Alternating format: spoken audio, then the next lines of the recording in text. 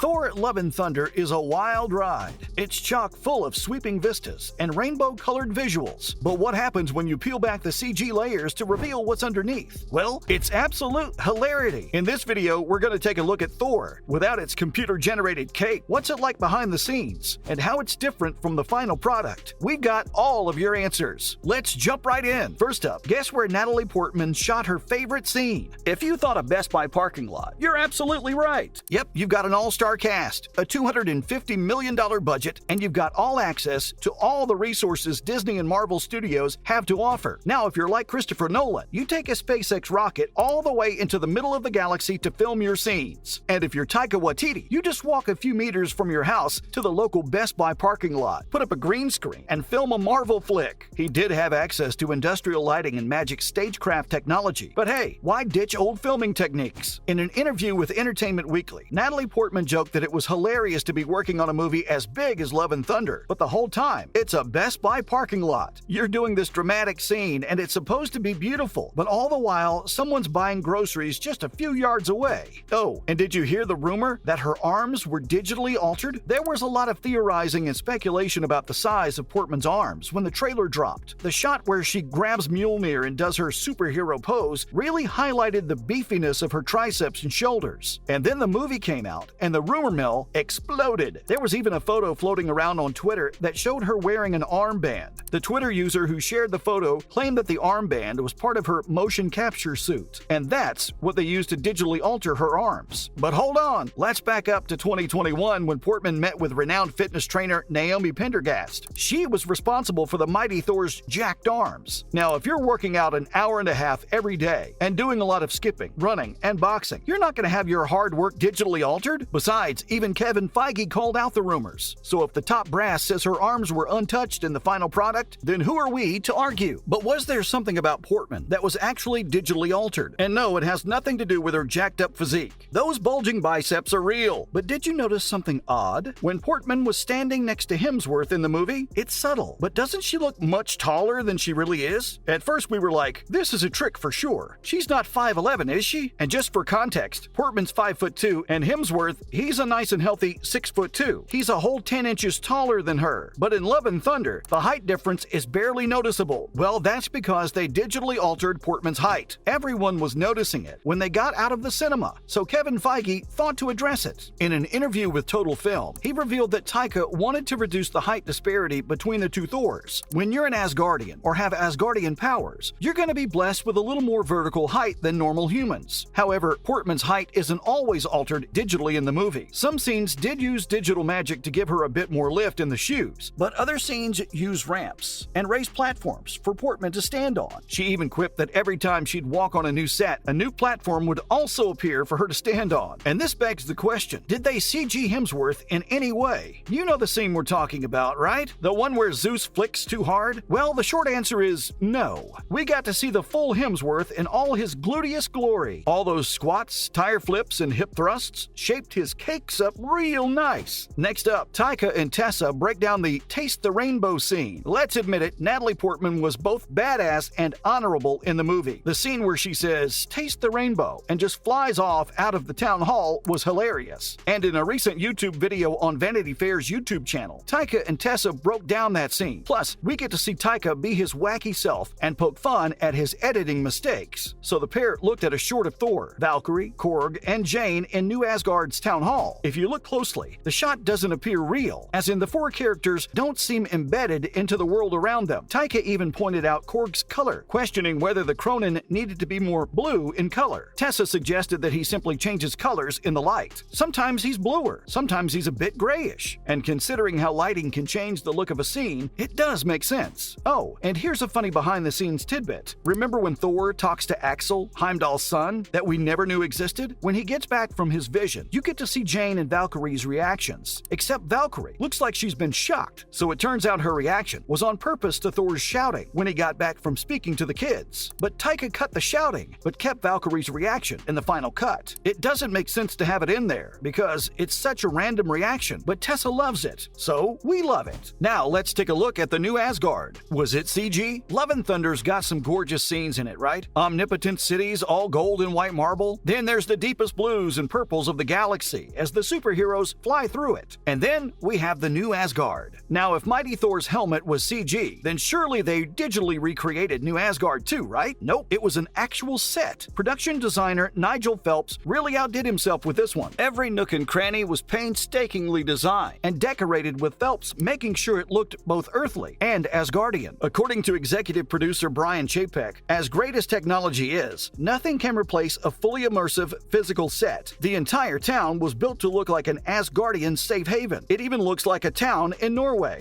And finally, ILM's Stagecraft created those pretty sunsets. Taika's vision for his second MCU movie was basically a goofy space Viking riding a rainbow through the cosmos. Love and Thunder puts both love and thunder in the fabric of its story. It's loud, it's funky, it's gods and Guns N' Roses. All in all, it's a Thorlicious movie. So how do you go about creating those gorgeous visuals and warm sunsets? And do you go the green screen route as is standard for Marvel? Nope, you go to Industrial Light and Magic and borrow Stagecraft. It's the technology that made The Mandalorian look the way it does. And it's no joke. The MCU's first, second, third, and fourth phases have had movies and TV shows filled with green and blue screen shots. Actors had to stand in a studio, stare at a tennis ball on a stick or some green cloth, and imagine a world that doesn't exist. They only get to see it once the movie rolls out to theaters. But Love and Thunder changed all of that. For the first time in an MCU project, the studio used ILM's proprietary technology called Stagecraft. If the name sounds familiar, you've probably heard Jon Favreau or Corridor Crew talking about it in a YouTube video. But how does it create those gorgeous neon visuals? So get this, Stagecraft is the name of the technology, but the facility where you shoot your scenes is called the Volume. Now, the Volume consists of massive HD LED panels on all sides that create a 360-degree view of anything you want to show the camera. Want to recreate a scene from Mad Max? Just have your visual effects artist use a game engine like Unreal to recreate the scene digitally and display it on the panels. Voila! Now remember when Thor's doing some yoga under a huge tree? It's in the official trailers if you want to check it out. You can see the warm glow of the sun on Hemsworth's skin, and it didn't look CG at all. You know how you can usually tell when the lighting's a bit off and how it doesn't match the colors of the sky? Well, the Volume lets you create highly realistic scenes, and the lighting will always match the actors. That's one of the many benefits of having the Volume. You don't have to wait until post-production is done in order to look at the CG environments of your movie. You can do it in real time. So let's say you've got a great shot and you love how it looks, but there's a boulder that shouldn't be there, or the colors of a planetary nebula aren't vibrant enough. Just ask the visual effects artist to change up the scene in the game engine, and you're done. It's pretty spectacular technology, and Ant-Man and the Wasp: Quantumania will be Marvel's next movie to use Stagecraft, now that the studios got some experience. And that's a wrap, folks. Thanks for watching. So what did you think of Love and Thunder's visual effects? Were they great, or could they be better? Tell us down in the comments. And as always, be sure to give this video a big thumbs up and subscribe to our channel so you never miss out on any more Marvel content. Till next time.